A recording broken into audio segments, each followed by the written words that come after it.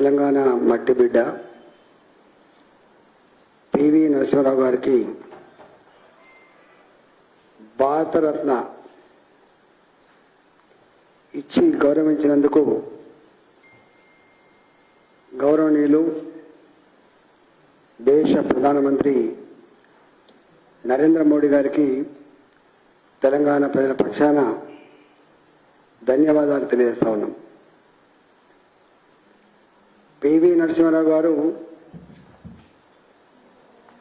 చిన్ననాటి నుంచే ఉద్యమ భావాలు కలిగిన బిడ్డ. ఆనాటి నిజాం నిరంకుశ వ్యవస్థకు వ్యతిరేకంగా సాయుధ పోరాటం జరిగినప్పుడు నాగపూర్ కేంద్రంగా నడిచినటువంటి క్యాంపులో ఉండి సాయుధ పోరాటంలో తుపాకీ పట్టుకున్న బిడ్డ పివి నరసింహారావు గారు. విద్యార్థి దశలోనే ఆనాటి నిజాం నిరంకుశ పరిపాలన మీద ఉపన్యాసాలు ఇవ్వడమే కాకుండా చురుకుగా ప్రత్యక్షంగా ఉద్యమంలో పాల్గొన్న సందర్భంలో కాలేజీ నుంచి కూడా డిబార్ చేయబడ్డటువంటి వ్యక్తి పివి నరసింహారావు గారు. ఈ రాష్ట్రంలో 2 దశాబ్దాల పైబడి శాసనసభ్యుడిగా పనిచేసినప్పుడు వారి రాష్ట్రానికి ముఖ్యమంత్రిగా కాబడి దున్నేవాడికే భూమికి ఉండాలని భూ సంస్కరణని సమున్నతంగా అమలు చేసినటువంటి మహనీయుడు పివి నరసింహారావు గారు. వారి జిల్లా కరీంనగర్ జిల్లా వంగర గ్రామాల్లో 100 ఎకరాలు కలిగిన భూస్వామిగా ఆనాడు ముఖ్యమంత్రి స్థానంలో ఉండి భూ సంస్కరణలు సమగ్రంగా అమలు కావాలంటే నాలాంటి వాడిని కూడా ఈ భూములు పేదలకు పంచాలని చెప్పి 100 ఎకరాల భూమిని పేదలకు పంచిపెట్టినటువంటి నాయకుడు పివి నరసింహారావు గారు. వారు బహుభాషా కోవిదుడు. సంస్కృతం, హిందీ, మరాఠీ, ఒడిస్సా,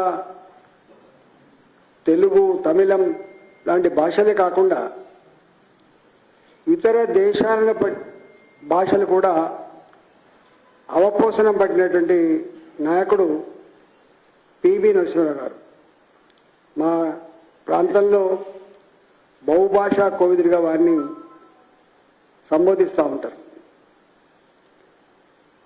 ఈ దేశంలో బంగారం కుదవబెడితే తప్ప దేశ ఆర్థిక స్థితి నడవని రోజుల నుంచి వారు ప్రధానమంత్రి అయిన వెంటనే ఇంత పెద్ద జనాభా కలిగిన ఈ దేశ ప్రజానికానికి ఇన్ని కష్టాలు రావడం మంచిది కాదు. ఈ దేశాన్ని 3వ ప్రపంచ దేశంగా కాకుండా అభివృద్ధి చెందిన దేశాల సరసనలో చేర్చాలని చెప్పి స్వయంగా వారు ప్రధానమంత్రి బాధ్యతలు చేపట్టిన తర్వాత reserve bank of India governor ఉన్నటువంటి మన్మోహన్ సింగ్ గారిని ఆర్థిక మంత్రిగా నియమించి సంస్కరణలకి తెరలేపిన బిడ్డ, భారత ఆర్థిక వ్యవస్థని చక్కదిద్దిన బిడ్డ. ఇవాళ ఈ దేశం 5వ ఆర్థిక వ్యవస్థ ఎదుగుదలలో మార్గదర్శనం చేసినటువంటి బిడ్డ పివి నరసింహారావు గారు. ఆయన విదేశీ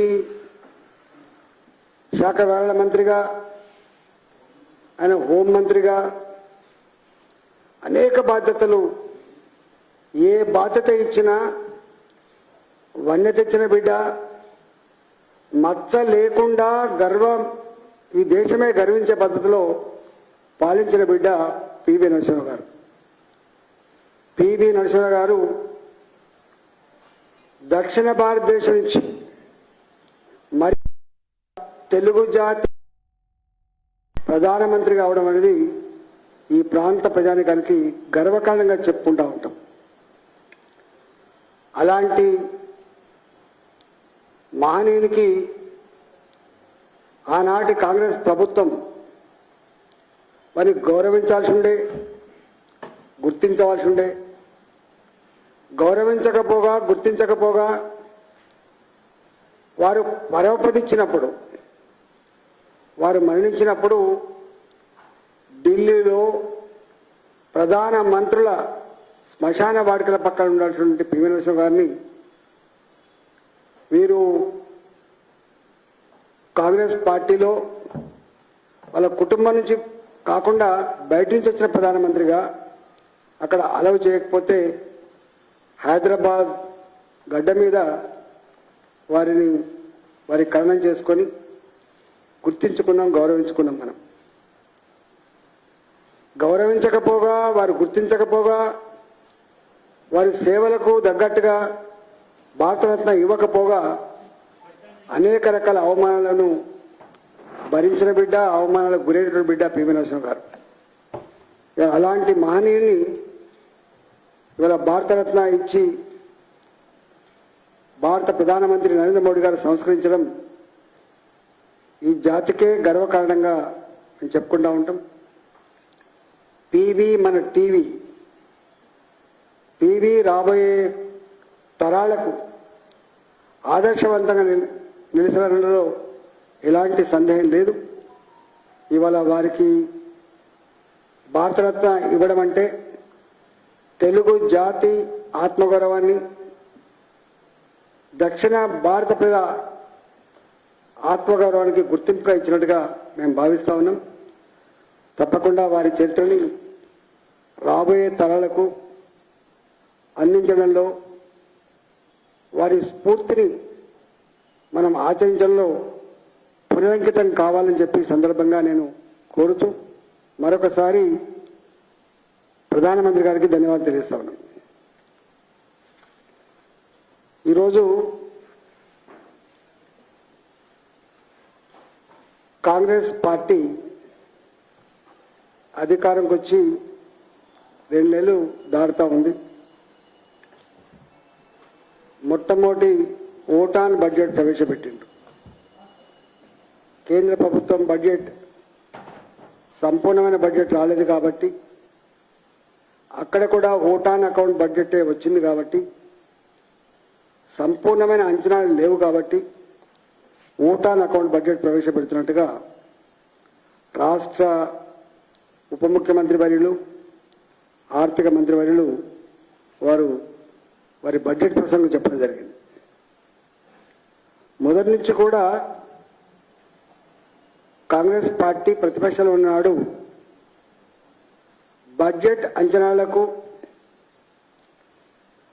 రీ ఎస్టిమేషన్కి లేదా యాక్చువల్ ఎక్స్పెండిచర్కి సంబంధం లేకుండా పోతుందని చెప్పి చాలా సందర్భాల్లో వారు అసెంబ్లీలో ఏకరువు పెట్టిండ్రు.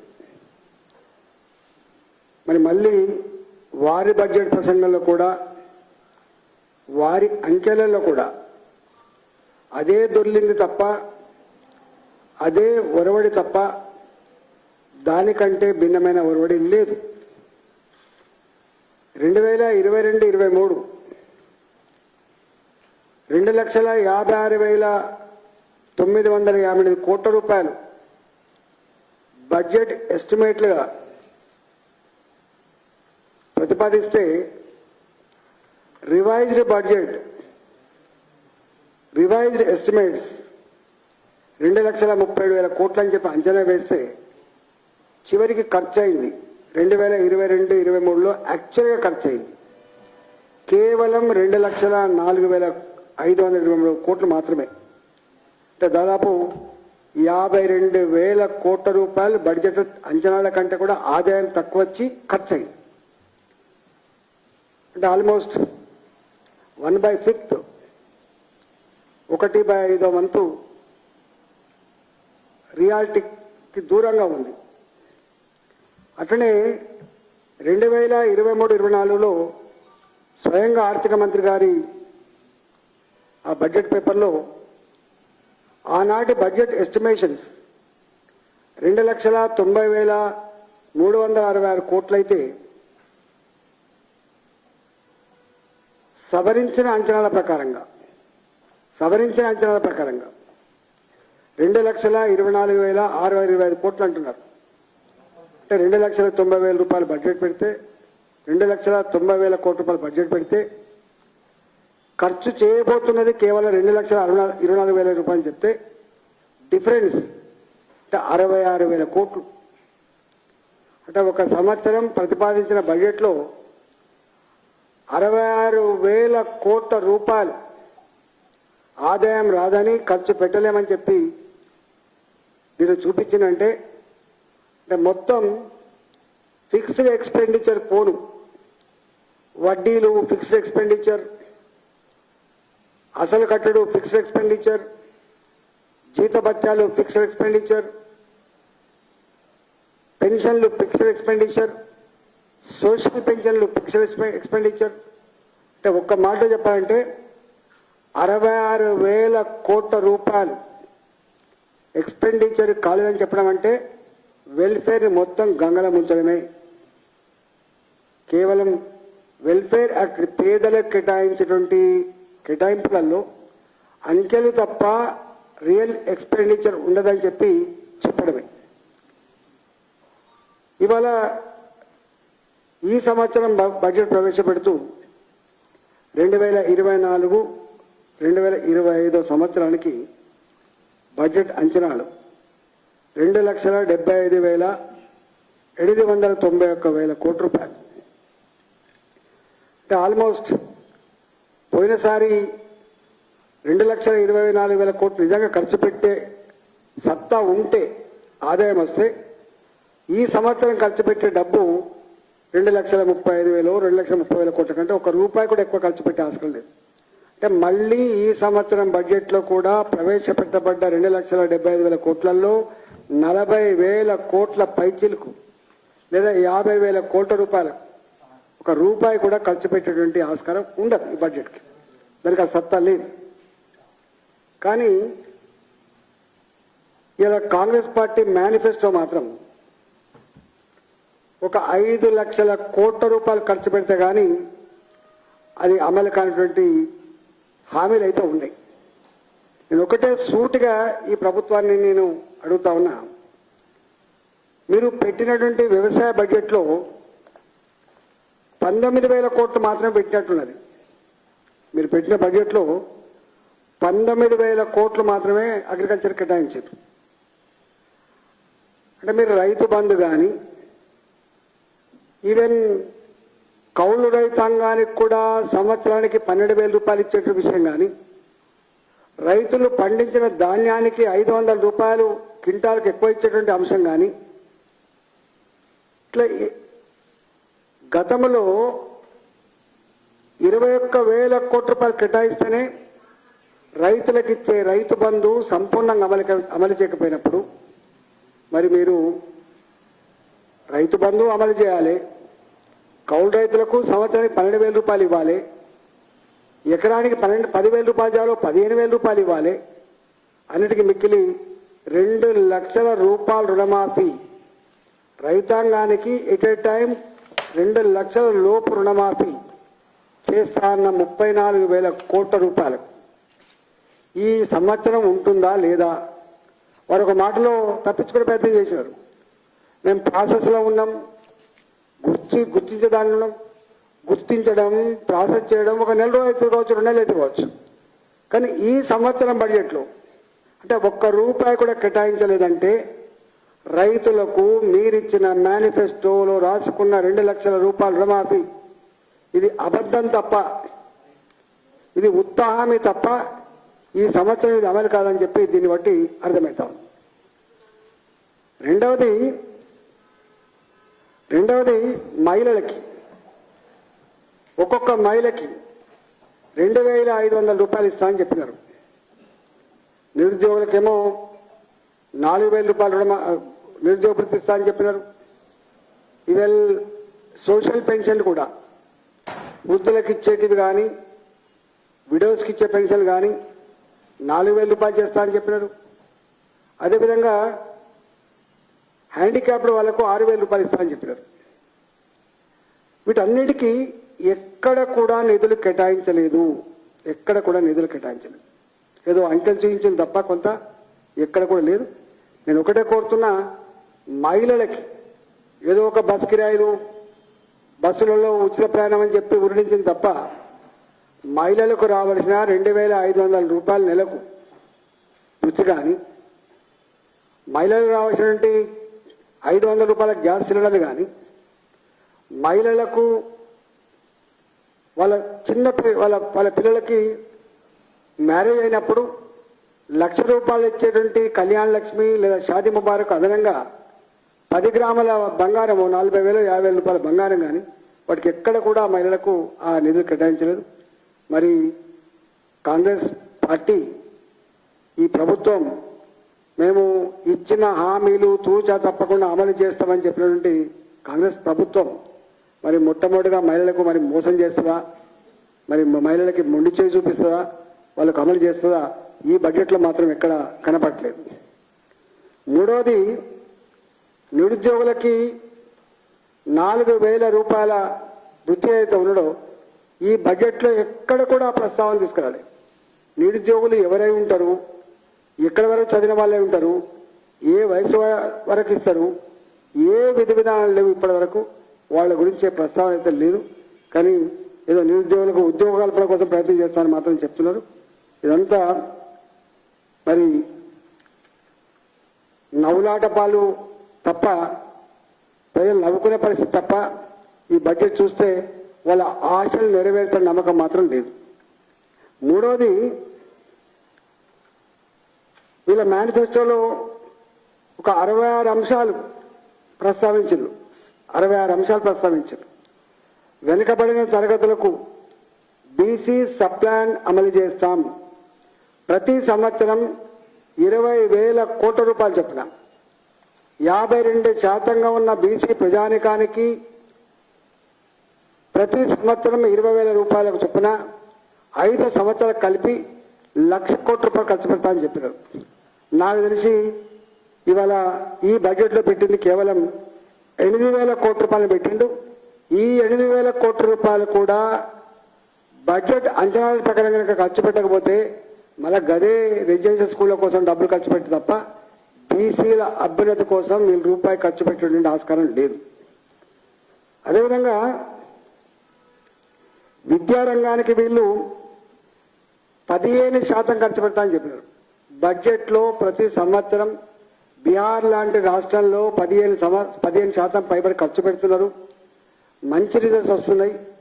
తెలంగాణలో పెట్టేటువంటి ఈ ఖర్చును ఇది భావి తరాలకు పెట్టే పెట్టుబడిగా మనం భావించాలని చెప్పి 15% పెడతామని చెప్పినారు. కానీ ఇక్కడ 7% కంటే నాకు తెలిసి విద్యలో పెట్టేటువంటి ఈ ఎక్స్పెండిచర్ జీతభత్యాలకే సరిపోతుంది తప్ప పెద్ద క్యాపిటల్ ఎక్స్పెండిచర్ కానీ, విశ్వవిద్యాలయాలకు సంస్కరణలు కానీ, విద్యారంగంలో గొప్ప మార్పు వస్తున్నటువంటి భావన మాత్రం లేదు. అదేవిధంగా వీళ్ళు బస్సులు మహిళలకు ఉచితంగా కేటాయించిన తర్వాత వాళ్ళ బస్సులలో, ఆర్టీసీ బస్సులలో మహిళలకు ఉచిత ప్రయాణం కేటాయించిన తర్వాత గ్రామీణ ప్రాంతాల్లో చదువుకున్న యువకులు ఈ ఆటోలు నడుపుకొని బతికే పరిస్థితి ఉంటుంది. పాపం వాళ్ళకి ఉపాధి లేక వాళ్ళు కిరోసిన్ పోసుకొని చనిపోతా అని చెప్పి మాట్లాడడం, వాళ్లకు ఇప్పటిదాకా అన్నం పెట్టిన ఆటోలకే నిప్పు పెట్టి ముఖ్యమంత్రి గారి కార్యాలయం ముందే దాన్ని దహనం చేసే సందర్భాన్ని మనం చూసినాం. కాబట్టి వాళ్ళ ఉపాధి పోయిందని చెప్పి మొత్తం గ్రామీణ ప్రాంతాల్లో ఉన్నటువంటి ఆటోలన్నీ కూడా ఆకర్షిస్తున్న సందర్భం. కాబట్టి మరి వాళ్ళు మేనిఫెస్టోలో పెట్టింది ప్రతి ఆటో డ్రైవర్కు సంవత్సరానికి 12,000 ఆర్థిక సాయం అందిస్తామని చెప్పారు.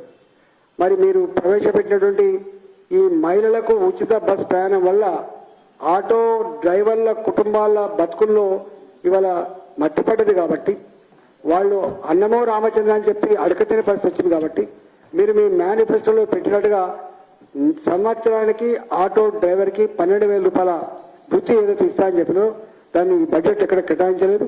వెంటనే కేటాయించాలని చెప్పి నేను డిమాండ్ చేస్తా ఉన్నా ఈ ప్రభుత్వాన్ని. అదేవిధంగా గ్రామీణ ప్రాంతాలలో ఎన్ని డబ్బులు వచ్చినా కూడా కుటుంబాలకు పత్తేర పోయి కలుపుకు పోయి నాట్లకు పోయి ఉపాధి హామీ పనికిపోయి ఆటో నడుపుకొని వచ్చి పంటలు పండించిన పైసలు తెచ్చుకున్నా రైతు బంధు పైసలు వచ్చినా బరకతి లేకుండా అన్ని ఖర్చు అయిపోతున్నాయని చెప్పి మాట్లాడుతున్నాం.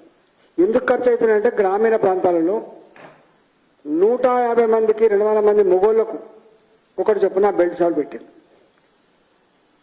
నాకు తెలిసి ఈ రాష్ట్రం కొత్తగా ఏర్పడ్డప్పుడు నేను కొత్తగా ఆర్థిక మంత్రిగా ఎక్సైజ్ మీద ఈ తాగే సీసాలు అమ్మే దాని మీద వచ్చిన ఆదాయం, బ్రాండీ సీసాల మీద వచ్చిన ఆదాయం 10,700 కోట్ల రూపాయలు. పోయిన సంవత్సరం నాకు తెలిసి 2023-24లో 45,000 కోట్ల రూపాయల ఆదాయం రావచ్చు.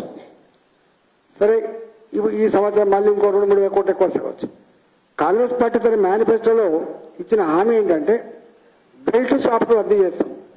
అంటే విచ్చలవిడిగా గ్రామీణ ప్రాంతాల్లో ఉన్న యువకులు మద్యానికి బానిసలై 30 ఏళ్ళకే 40 ఏళ్ళకే తనువు చాలిస్తే భర్తలు లేని భార్యలుగా విడోస్గా ఆడబిడ్డలు మిగులుతా ఉన్నారు, పంచాయతీలు అవుతా ఉన్నాయి, కుటుంబాలే నాశనం అయిపోతున్నాయని చెప్పి ఇవాళ బెల్ట్ షాపులు వద్దని చెప్పి రాసిండు. 30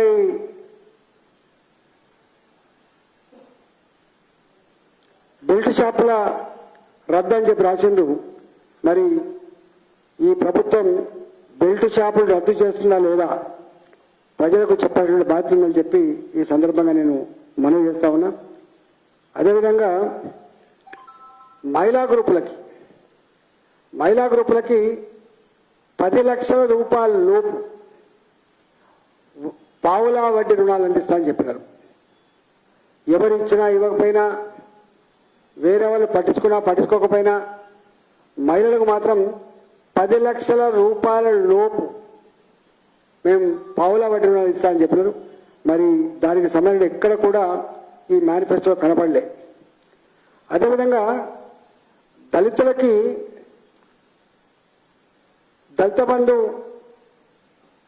10 లక్షల రూపాయలు చొప్పున ఆనాడు ప్రభుత్వం ప్రకటించిపోయింది. కొన్ని ఆన్గోయింగ్ స్కీమ్స్ ఏవైతున్నాయో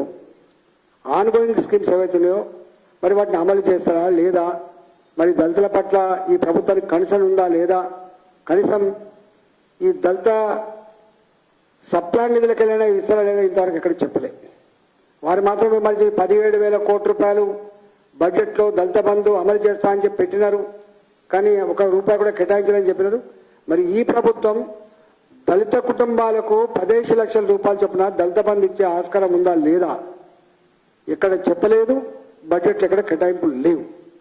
నేను ఒక డిమాండ్ చేస్తా ఉన్నా, కనీసం హుజురాబాద్లో పైలట్ ప్రాజెక్టు కింద హుజురాబాద్లో కావచ్చు, అక్కడ ఒక దగ్గరనే ఇస్తే బదనామవుతామని చెప్పి అక్కడక్కడ కొన్ని మండలాల్లో కూడా దళిత బంధు ఇచ్చినారు. ఏ కుటుంబాలకైతే సగం వచ్చి సగం రాలేదు, 3 లక్షలు వచ్చి 7 లక్షలు రాలేదు, 5 లక్షలు వచ్చి 5 లక్షలు రాలేదు, కొంత పార్ట్ ఇచ్చి ఇంకో కొంత పార్ట్ ఎక్కడైతే ఆగిపోయిందో ఈ ప్రభుత్వం తక్షణమే ఆ సగం వచ్చినటువంటి వాళ్ళకి చెల్లింపులు చేయాలని, దళిత బంధు పైసలు ఇవ్వాలని చెప్పి డిమాండ్ చేస్తున్నాం. ఒకటి. రెండవది, హుజురాబాద్ లాంటి నియోజకవర్గంలో మా అనుభవంలో 3,500 కుటుంబాలు దాదాపుగా పొట్ట చేత పట్టుకొని బయట ప్రాంతాల్లో బతికే వాళ్లకు సకాలంలో అక్కడ ఎంట్రీ లేకపోవడం వల్ల దళిత బంధు రాలేదని చెప్పి అయితే దరఖాస్తు పెట్టుకున్నారో, వాళ్ళు ఇస్తా అని చెప్పి హామీలు ఇచ్చిండ్రో, ఆ హుజురాబాద్లో ఏ కుటుంబాలు అయితే ఎలిజిబిలిటీ ఉన్నాయో ఆ కుటుంబాలకు మిగిలిపోయిన వాళ్ళకన్నా దళిత బంధు ఇవ్వాలని చెప్పి నేను డిమాండ్ చేస్తున్నాను. 2. మూడవది, ఇతర ప్రాంతాల్లో కూడా దళిత బంధు పార్షల్గా ఏది ఇచ్చిందో ఆ పార్షల్గా ఇచ్చిన వాళ్ళకు సంపూర్ణంగా దళిత బంధు ఇవ్వాలని చెప్పి నేను డిమాండ్ చేస్తా ఉన్నా. చివరికి దళితులకి 10 లక్షల రూపాయలు చొప్పున దళిత బంధు ఈ ప్రభుత్వం ఇస్తుందా, దాన్ని రద్దు చేస్తుందా ప్రకటించాలని చెప్పి కూడా నేను ఈ సందర్భంగా డిమాండ్ చేస్తా ఉన్నా. అదే గొల్ల కుర్మలకు కూడా ఆన్గోయింగ్ స్కీమ్ ఉన్నది. 1,25,000 రూపాయలు ఫస్ట్ టర్మ్ స్కీమ్ ఉండే, ఆ తదుపరి 1,75,000 రూపాయలు చేసిండ్రు. వీళ్ళేమో 2 లక్షల రూపాయలు పైసా అని చెప్పిండు. మరి 2 లక్షల రూపాయల ఈ గొల్ల కుర్మలకు ఇచ్చేటువంటి ఆ గొల్లు కొనుక్కునే దానికి మరి వీళ్ళు ఇస్తారా లేదా తేల్చి చెప్పాలని చెప్పి కోరుతున్నాం. అదేవిధంగా ఈ బియ్యం దొడ్డు బియ్యం జాగాలో సన్న బియ్యం ఇస్తా అని చెప్పినారు. దొడ్డు బియ్యం జాగాలో సన్న బియ్యం ఇస్తా అని చెప్పినారు. వాళ్ళ మేనిఫెస్టో దాని ప్రకారంగా 53వ డిమాండ్ ఇది. తెల్ల రేషన్ కార్డులపై ఇక నుండి సన్న బియ్యం సరఫరా చేస్తాం. ఇట్లా చాలా రకాల మరణించిన గల్ఫ్ కార్మికులకు కానీ, మరణించినటువంటి ఈ గీత కార్మికులకు కానీ, మరణించినటువంటి ఇతర పద్ధతులు మరణించినటువంటి వాళ్ళకు కానీ వాళ్ళకు కూడా 5-5 లక్షల రూపాయలు చొప్పున ఇస్తా అని చెప్పినారు. దాని ఎక్కడ ఆ గల్ఫ్ పాలసీ మీద కానీ గల్ఫ్ కార్మికులకు డబ్బులు కేటాయించే దాంట్లో ఎక్కడ స్పష్టత లేదు. నేను ఒకటే ఈ 2 నెలలకే విమర్శ చేయాలనే భావన ఎక్కలేదు. కానీ మీ బడ్జెట్ రేపటిని ఇచ్చిన హామీల అమలుకు ఒక వైట్ పేపర్ లాగా పనిచేస్తుంది. కాబట్టి నీవు ఇచ్చిన హామీల అమలుకు ఈ బడ్జెటే ప్రాతిపదిక. కాబట్టి ఇక్కడ కేటాయించకుండా మీరు ఇవన్నీ అమలు చేస్తా అంటే ఇవాళ నమ్మడానికి ఎవరిక్కడ అనాయకులు లేరు. దీని మీద పూర్తి స్థాయిలో వచ్చేయాలి. లేకపోతే తప్పకుండా మీకు ప్రజాక్షేత్రంలో అడుగుడు తప్పదు, ప్రజాక్షేత్రంలో తప్పకుండా మీకు తిరస్కరణ తప్పదు. కాబట్టి మీరు వీటి పట్ల స్పష్టత ఇవ్వాలని చెప్పి భారతీయ జనతా పార్టీగా మేము డిమాండ్ చేస్తా ఉన్నాం. ఒక్కటి మాత్రం స్పష్టం, వారే బడ్జెట్ ప్రసంగంలో ఒక మాట చెప్పిండు, దివాలా తీసింది ఆర్థిక వ్యవస్థ అని. జీతాలు కూడా ఇవ్వలేని పరిస్థితిలో ఉన్నామని చెప్పిండు. దివాలా తీసిన ఈ రాష్ట్రంలో జీతాలు కూడా ఇవ్వలేని ఈ రాష్ట్రంలో మీరు రైతు రుణమాఫీ కావచ్చు, మహిళలకు ఇచ్చే 10 లక్షల రూపాయలు కావచ్చు, నిరుద్యోగ భృతి కావచ్చు, మహిళలకు ఇచ్చే 2,500 రూపాయలు కావచ్చు, నీకు ఇచ్చినటువంటి హామీలన్నీ అమలవుతాయా? ఎట్లా అమలవుతాయి? దీని మీద నేను మాజీ ఆర్థిక మంత్రిగా నాకే అర్థమైతే లేదు, సామాన్యులకైతే అసలే అర్థమయ్యే ఆస్కారం లేదు. కాబట్టి దీని మీద మరింత స్పష్టత కాంగ్రెస్ పార్టీ ఇవ్వాల్సిన బాధ్యత ఉందని ఈ సందర్భంగానే డిమాండ్ చేస్తాను.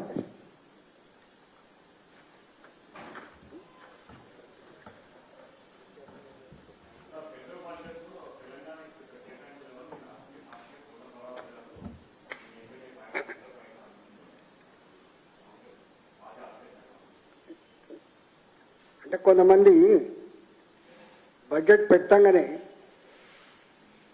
మొత్తం సంపూర్ణంగా చదువుకోవాలి, నెంబర్ 1. నెంబర్ 2 ఏంటంటే వాళ్ళు మనకి ఇచ్చేటువంటి మార్గాలు ఏంటి, పద్ధతులు ఏంటి కూడా అవగాహన చేసుకోవాలి. ఆ తదుపరి తప్పుడు మాట్లాడాలి. కేంద్రం మనకి ఇచ్చేది ఎప్పుడు కూడా సెంట్రల్ స్పాన్సర్ స్కీమ్స్ అని ఉంటాయి. ఎన్ఆర్హెచ్ఎం లేదా ఉపాధి హామీ, సిఆర్ఎఫ్ సెంట్రల్ రోడ్ ఫండ్ లేదా పిఎంజేసీ రోడ్స్, ఇట్లా విద్యలో కొన్నిట్లో 60% వాళ్ళు, 40% మనం, ఉపాధి హామీలో 90% వాళ్ళు, 10% మనం. ఇట్లా సిఎస్ఎస్ సెంట్రల్ స్పాన్సర్ స్కీమ్స్ కింద ఇచ్చే డబ్బు ఉంటుంది. ఎక్కడ పార్షాలిటీ లేకుండా ఇది కాంగ్రెస్ అధికారంలో ఉన్న రాష్ట్రమా, ఇది తెలుగుదేశం అధికారంలో ఉన్న రాష్ట్రమా, ఇది ఇంకొక పార్టీ అధికారంలో చూడరు. వాళ్ళ కొన్ని క్రైటీరియా ఉంటాయి. బాజాప్తా పోయిన సంవత్సరం అలకేట్ చేయబడిన డబ్బుల ఎక్స్పెండిచర్ని బట్టి మళ్ళీ సంవత్సరం వాళ్ళు అలకేట్ చేసి ఇస్తారు తప్ప ఎక్కడ పార్షాలిటీ ఉండదు, ఒక్క సింగిల్ పైసా కూడా. ఫస్ట్ అర్థం కావాల్సి నెంబర్ 1 అంటే సెంట్రల్ స్పాన్సర్ స్కీమ్స్ కింద పార్షాలిటీతో కూడినటువంటి కేటాయింపులు ఉండవు. ఆ కేటాయింపులు అన్నీ కూడా నాకు తెలిసి ఈ రాష్ట్రంలో 7,000, 8,000 కోట్లు ఉండి ఇప్పుడు 9,000 కోట్లు ఉండొచ్చు, 10,000 కోట్లు ఉండొచ్చు, కానీ అంతకంటే ఒక పైసా ఎక్కువ ఉండే ఆస్కారం లేదు. నెంబర్ 1. నెంబర్ 2 ఏంటంటే గ్రాంట్స్ వస్తాయి. ఇలా మున్సిపాలిటీకి వచ్చేది కావచ్చు, పర్ క్యాపిటల్ ఇన్కమ్ మున్సిపాలిటీకి వచ్చేది కావచ్చు, గ్రామ పంచాయతీకి వచ్చేది కావచ్చు, కార్పొరేషన్కి వచ్చేది ఫిక్స్డ్ ఉంటాయి. అవి ఫైనాన్స్ కమిషన్ ఇక్కడ జనాభాని బట్టి వాళ్ళ అవసరాన్ని బట్టి ఒక కేటాయింపు ఉంటుంది. అది తూచా తప్పకుండా ఇస్తే తప్ప దానికి కింద మీద చేసడానికి ఏముండదు. మధ్యలో కేంద్రం ఎంత పనిపెట్టిందంటే కేటాయించబడ్డ డబ్బులలో దాదాపుగా ఎక్కడ కూడా తప్పకుండా ఇచ్చేటువంటి సాంప్రదాయం ఉంటుంది. మూడవది ఏముంటుంది? మూడవది ఇవాళ మనకు ట్యాక్స్ డెవల్యూషన్ ఉంటుంది. ట్యాక్స్ డెవల్యూషన్ మనం కట్టే పనులలో రాష్ట్ర ప్రభుత్వానికి కొంత, కేంద్ర ప్రభుత్వం కొంత. ఆ కేంద్ర ప్రభుత్వానికి కట్టే మన పనులలో 42% రాష్ట్రాలకు వస్తుంది. మీకు తెలుసు ట్యాక్స్ డెవల్యూషన్ అనేది పర్ఫెక్ట్గా ఉంటుంది తప్ప ఒక సింగిల్ పైసా అటు ఇటు కాదు. ఒకవేళ ఎక్కువ కలెక్షన్ వచ్చింది అనుకోండి, ఓ ఇన్స్టాల్మెంట్ మార్చిలో ఎక్కువ దొరుకుతుంది. సపోజ్ తక్కువ కలెక్షన్ వచ్చింది అనుకోండి, ఇండికేట్ చేసిన దానికంటే కొంత తక్కువ వస్తుంది. ఎక్కడన్నా బ్యాక్వర్డ్ రీజన్ కింద ఇచ్చే డబ్బులు కావచ్చు, ఇట్లాంటివి ఉంటుంది తప్ప ఎక్కడ కూడా తుఫాన్ వచ్చిన సందర్భంలో కావచ్చు, లేకపోతే ఇంకా ప్రమాదాలు వచ్చిన సందర్భం కావచ్చు, సునామీలు వచ్చిన సందర్భం కావచ్చు, అట్లాంటప్పుడు ఏమన్నా ఇస్తుందేమో, విపత్తు నిధులకి ఇస్తుంది, కానీ అదర్వైజ్ ఎక్కడ ఉండవు. నేషనల్ హైవేస్, రైల్వేస్, విమానయానం, ఇలాంటి కొన్ని ఉంటే నాకు తెలిసి స్వతంత్రం వచ్చినప్పటి నుంచి 2014 వరకు ఎన్ని వేల కిలోమీటర్ల నేషనల్ హైవేస్ ఉన్నాయో దానికంటే డబుల్ నేషనల్ హైవేస్ ఇవాళ ఈ రాష్ట్రంలో నిర్మించబడ్డాయి, గుర్తుపెట్టుకోండి. అంటే 60-65 సంవత్సరాల్లో నిర్మాణం కాని రోడ్లు 10 సంవత్సరాలు నిర్మాణం అయినాయని చెప్పి నేను చెప్పట్లే, లాస్ట్ టైం అంటే ముఖ్యమంత్రి గారు చెప్పింది. అందుకని నేషనల్ హైవేస్ విషయంలో ఈ రాష్ట్రానికి వచ్చిన నిధులు నాకు తెలిసి ఎవరు రాకపోవచ్చు. రెండవది రైల్వేస్ విషయంలో మీరు చూడండి ఎంత ప్రోగ్రెస్ ఉందో. ఇలా triple line, double line, electrification, ఇలా రైల్వే స్టేషన్లు కూడా విమానాశ్రయాలలో, ఎయిర్పోర్ట్లలో ఎట్లా ఉన్నాయో అట్లా బ్రహ్మాండ షెడ్ నిర్మాణం అయితే మీరు చూస్తున్నారు. ఒకప్పుడు రైల్వేస్కి పోదని ముక్కు మూసుకొని పోయే పరిస్థితి ఉండే, దుర్గంధపూరితంగా ఉండేది. ఇవాళ ఆ పరిస్థితి ఉందా చెప్పండి? ఎక్కడ ఉండదు. ఇవాళ ఇంకా కేంద్రం, నేను ఫస్ట్ టైం చూస్తున్నా, నా చిన్నతనం నుంచి ఇంతవరకు చూడండి చెప్తున్నా, నేను ఇంతవరకు చరిత్రలో చదవని చెప్తున్నా, కేంద్ర ప్రభుత్వం నేరుగా కరోనా వచ్చిన తర్వాత అందరి కడుపున అన్నం పెట్టాలని చెప్పి మోడీ గారు స్వయంగా 80 కోట్ల ప్రజానికానికి నెలకు 5 కిలోల చొప్పున బియ్యాన్ని అందించి పేదల ఆకలి తీస్తున్న మానవుడు నరేంద్ర మోడీ గారు. ఇది ఎప్పుడు చరిత్ర లేదు, ఫస్ట్ టైం ఇస్తున్నారు. మిగతా గ్రామాలలో చెంబు పట్టుకొని పోయే సిస్టమ్ ఉంటుంది ఒకప్పుడు, అది ఎంత అధ్వానంగా ఉండేదో మీకు తెలుసు. మనం ఊర్లలో పోతుంటే ఎంత బాధ అనిపిస్తుందో మీకు తెలుసు. అటుపక్క ఇటుపక్క మనుషులు తెలియచుడు ఇదంతా ఉండే. ఈ బాధ ఎవరికి అర్థమవుతుందండి? ఈ బాధ అనుభవించిన నరేంద్ర మోడీ గారు ఉన్నారు కాబట్టి ఇవాళ 12 కోట్ల ఇళ్లకు టాయిలెట్స్ కట్టించి మహిళల ఆత్మగౌరవాన్ని కాపాడిన వ్యక్తి నరేంద్ర మోడీ గారు. అందుకనే ఎక్కడ మీరు చూడండి, వాళ్ళ బడ్జెట్ మనం చూసిన మొన్న కేంద్ర బడ్జెట్లో క్యాపిటల్ ఎక్స్పెండిచర్ కింద 11.8% ఇవాళ మేము ఇన్ఫ్రాస్ట్రక్చర్ డెవలప్ చేయడానికి పెట్టింది. ఇది ఎప్పుడు లేదు, డబుల్ డిజిట్ ఎప్పుడు లేదు. ఎక్కడ స్కాములు లేవు. వాళ్ళు ప్రకటించి చూడండి, ఎంత ధైర్యం ఉండాలి. మా 10 సంవత్సరాల కాలంలో మా ఆదాయం ఇది, మా ఎక్స్పెండిచర్ ఇది అని చెప్పి ప్రకటించాలంటే వాళ్ళకి ఎంత ధైర్యం ఉండాలి. గతంలో ఏం జరిగింది, ఇప్పుడేం జరిగిందో అవన్నీ ఇప్పుడు 10 నిమిషాల్లో చెప్తాడు. కానీ నాకు తెలిసి ఈ దేశంలో జిఎస్టీ అమలు చేయడానికి సాహసం చేయలే, కానీ జిఎస్టీ అమలు చేశారు. జిఎస్టీ అమలు చేసిన తర్వాత కోట్లాది మంది ట్యాక్స్ బ్రాకెట్లోకి వచ్చి మీరు చూస్తున్నారు డబుల్ కంటే ఎక్కువైపోయింది. ఒకప్పుడు 70,000 కోట్ల నుంచి 80,000 కోట్ల నుండి సంవత్సరానికి, ఇలా 1,76,000 కోట్ల రూపాయల సంవత్సరానికి జిఎస్టీ వసూలు అవుతుంది, గుర్తుపెట్టుకోండి. కేంద్రం అంటే ప్రజలు పన్నులు కట్టకుండా ప్రజలకు ఖర్చు పెట్టే ఆస్కారం ఉండదు. మోడీ గారు ఎప్పుడు చెప్పాడు, నా ఇంటికి వెళ్ళి ఖర్చు పెడుతున్నా, నా భూముల అమ్మకచ్చి ఖర్చు పెడుతున్నా అన్నాడు మోడీ గారు. మీరు కట్టిన పన్నుల పైసలకు నేను కాపలాదారుని మాత్రమే, నేను సరిగ్గా ఖర్చు పెట్టేటువంటి బాధ్యత నాకు అప్పచెప్పిందని చెప్తాడు. 1,76,000 కోట్లు వస్తుంది. ఆ 1,76,000 కోట్లు ఎక్కడ పోతుంది? మనం నేను మొన్న యూపీ పైన, ఒకప్పుడు డెవలప్మెంట్ అంటే సపోర్ట్ అని చెప్పేది, ఇవాళ నేను మధ్యప్రదేశ్ పైన, మన యూపీ పైన రోడ్డు చూస్తే మనకంటే బ్రహ్మాండంగా ఉన్నాయి. ఏం చేయండి అవుతుందా? ఎన్ని కొత్త ఎయిర్పోర్ట్లు వచ్చినాయి, ఎన్ని కొత్త రైల్వే స్టేషన్లు వచ్చినాయి, ఎన్ని వేల కిలోమీటర్ల నేషనల్ హైవేస్ వచ్చినాయి.